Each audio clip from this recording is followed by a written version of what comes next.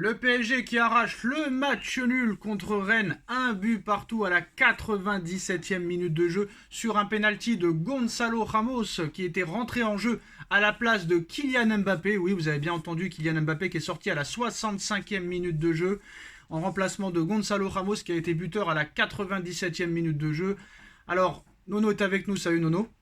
Salut Sacha. Alors Nono, première question, est-ce que Luis Enrique a pris ce match contre Brest comme un match amical, sachant que le PSG a 11 points d'avance, que tu as un match retour de Ligue des Champions dans moins de 10 jours et qu'on connaît les traumatismes du PSG en Ligue des Champions, Marquinhos qui a été mis au repos, bon Skriniar, Kipembe blessé toujours, Warren, Ugarte mis au repos aussi, après j'ai pas compris pourquoi Ugarte n'a pas été titulaire ce soir. Bon, après, les trois de devant étaient là, mais les trois de devant ont été inexistants. Mais avant de parler de ça, avant de parler de la sortie de Enrique, de la sortie de Mbappé par Luis Enrique, est-ce que Enrique a pris ce match comme un match amical? Je pense pas. Je pense pas. Ça reflète les lacunes qu'on a depuis le début de saison. Toujours les mêmes lacunes. Un jeu insuffisant. Possession de balle, oui, mais rarement dangereux.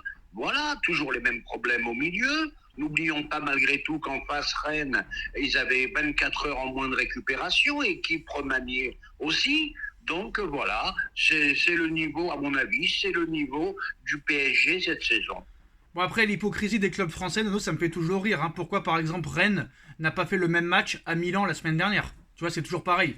Les mecs, ils veulent se qualifier en Coupe d'Europe pour à l'arrivée se prendre des raclés contre des clubs en Europa League. Mais pourquoi le Rennes?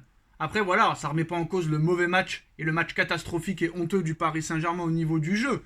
Mais je suis pas d'accord avec toi, Nono, parce que quand tu mets Emery sur le banc, Marquinhos sur le banc, quand tu mets Ugarte sur le banc, quand tu mets tous ces joueurs-là sur le banc, ça veut dire que tu prépares le match contre la Real Sociedad et qu'à l'arrivée, tu prends pas vraiment ce match contre Rennes au sérieux. Hein. Oui, peut-être aussi le fait que ça avance pas dans ce championnat, où je te rejoins aussi, ça avance pas. Voilà, tu te permets, il n'y a plus de motivation, tu as 11 points d'avance, les autres derrière n'avancent plus du tout non plus, à part Monaco qui fait un petit retour, donc il n'y a pas de T'as motivation. oublié Brest, hein. T'as oublié Brest, hein. Malheureusement. T'as oublié Brest, hein. J'ai oublié Brest, oui, mais Brest, c'est la cour des miracles cette année, qui peut, je pense, aller presque jusqu'au bout. Et puis voilà, tous les ans, tu as un petit outsider qui arrive, mais là, tu as 10 points d'avance, et tu fais des non-matchs, des bons matchs, ça dépend. Voilà. Donc t'es d'accord avec moi, alors il a pris ce match comme un match amical. Match amical peut-être de la part de Enrique, et manque de motivation pour les joueurs aussi. Hein. Faut pas tout mettre sur l'entraîneur non plus. Hein. Faut pas mettre tout sur l'entraîneur, d'accord, Nono. C'est vrai qu'il a fait des bons remplacements, ça c'est à noter.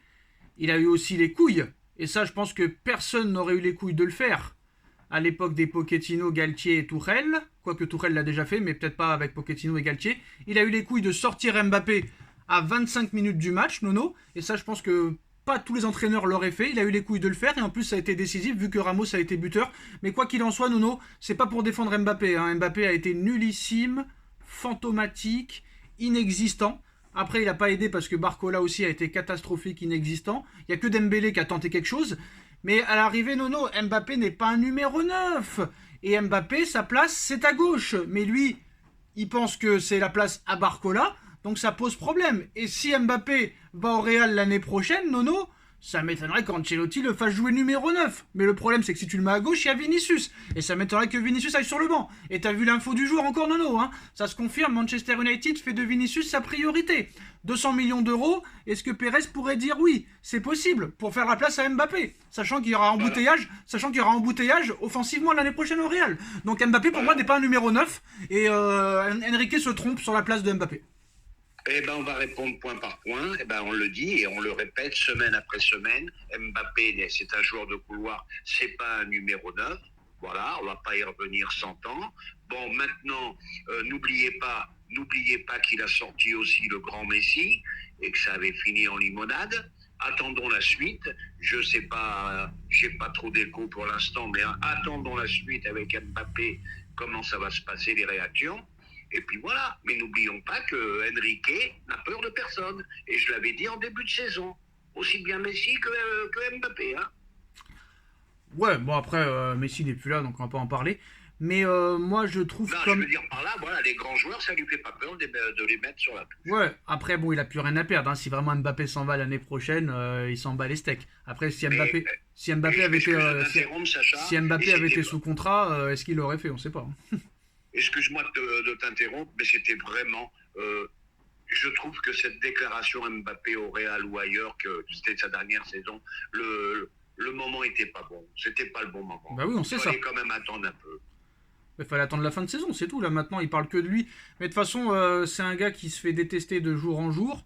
Après, je ne nie pas que le gars a sauvé le Paris Saint-Germain à de nombreuses reprises. Mais c'est vrai que son comportement est détestable, quoi. C'est vrai que c'est détestable et c'est pas bon. Donc je pense pas que c'est un joueur qui va être apprécié. Après, le public, je pense, ne l'a pas sifflé parce qu'avec tous les services qu'il a rendus, c'était plus facile de siffler un Neymar et d'aller devant chez lui vu ce qu'il a fait au PSG, contrairement à Mbappé qui a fait beaucoup de choses. Mais voilà.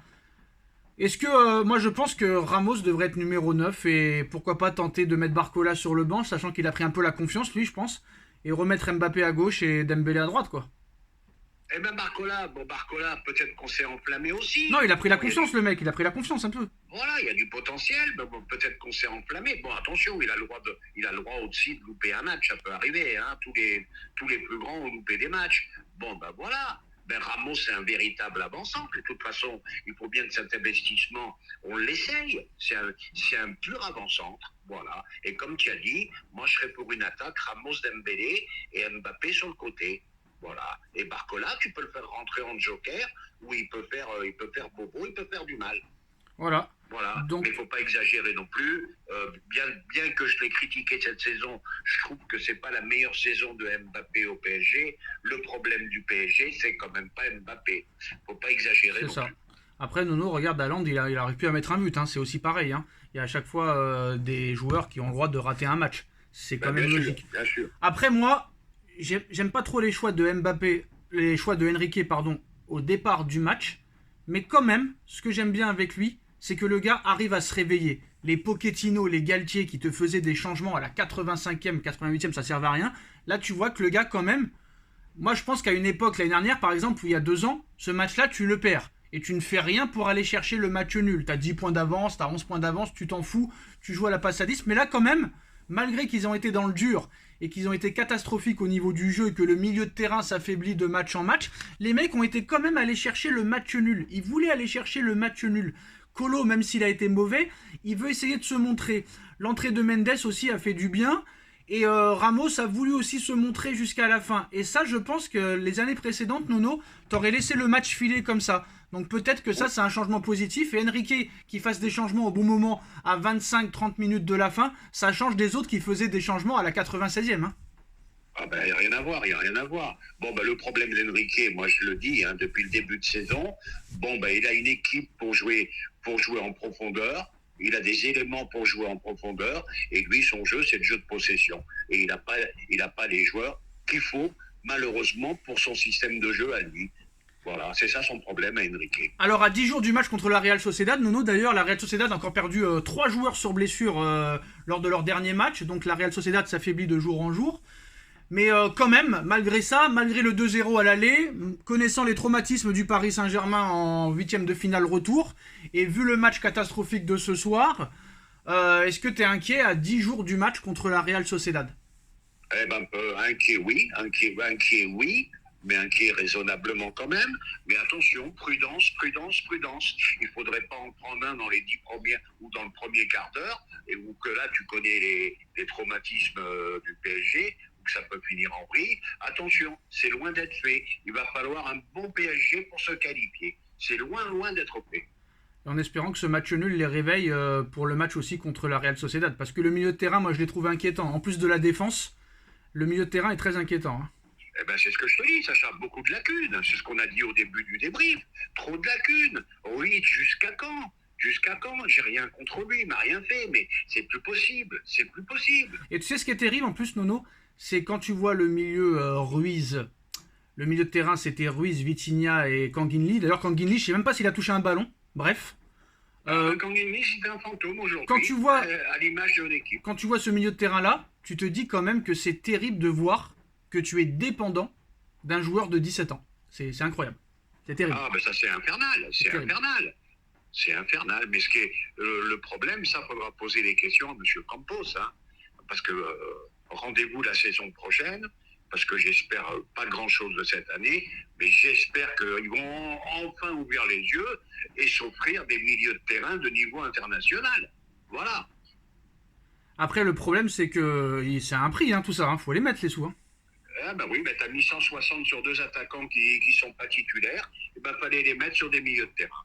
Voilà. Ah, ça, c'est sûr et certain. Mais bon, le problème, c'est que c'est Campos Ugarte. Le dossier Ugarte, il est mal géré par Enrique, moi, je trouve. Hein. Ah, très mal géré. Il l'a tué, moi, pour moi. Il l'a tué, là. Il l'a tué. Hein. Ah, ben là, Ugarte, t'es pas prêt de le revoir. Il a... Hein. Ouais. Là, franchement, j'ai pas compris le dossier Ugarte parce qu'il était bon les 2 premiers mois. Après, il a été mauvais, c'est vrai, pendant les 2 mois après. Mais je pense que de l'avoir mis sur le banc pendant autant de temps ne l'a pas rendu service. Et je pense qu'il va perdre en confiance. Donc, s'il a montré des bonnes qualités les 2 premiers mois, il peut les remontrer. Après, je sais pas s'il va le mettre contre la Real Sociedad. Mais le dossier Ugarte est mal géré, je trouve. Et après, Nono, la défense aussi, très compliquée. Donc, voilà. Moi, je pense que même si tu passes contre la Real Sociedad, Nono, il faudra que tu aies de la chance au tirage au sort. Parce que même si City n'est pas en grande forme en ce moment, et même si le Real Madrid est très très bon, Real aussi, mais qu'en ce moment, c'est pas des équipes qui gagnent des 6-7-0, mais c'est les 2 favoris, hein, City et Real Madrid, faudra que tu évites ces 2 clubs-là, si tu vas en quart. Parce que contre ces 2 clubs-là, je pense pas que tu puisses rivaliser, hein, si tu continues à jouer comme ça. Si tu continues à jouer comme ça. Impossible. Après, on avait dit pareil il y a 2 ans quand on est tombé contre le Bayern, on les avait éliminés. Donc tout est possible, on sait pas. Mais en tout cas, ce que Luis Enrique nous a dit il y a 2 mois pour finir, qu'on allait être plus fort en février ou en mars qu'au mois de décembre, ça se voit pas du tout. Hein. Ah bah là, je suis d'accord, parce que là, je trouve qu'on est vraiment pas plus fort. Je vois pas de gros progrès. Je vois pas la ligne directive. Je vois pas à quel niveau on s'est amélioré. Et bon, allez, je vais encore me répéter. C'est ce que j'ai dit au début. Les mêmes carences, les mêmes lacunes. Toujours pareil. Et ben voilà les postos, dites-nous en commentaire, est-ce que vous êtes inquiet à 10 jours du match contre la Real Sociedad? Et on se retrouve très vite pour une nouvelle vidéo. On like, on partage, on commente, on s'abonne. Merci Nono, tchuss. Merci.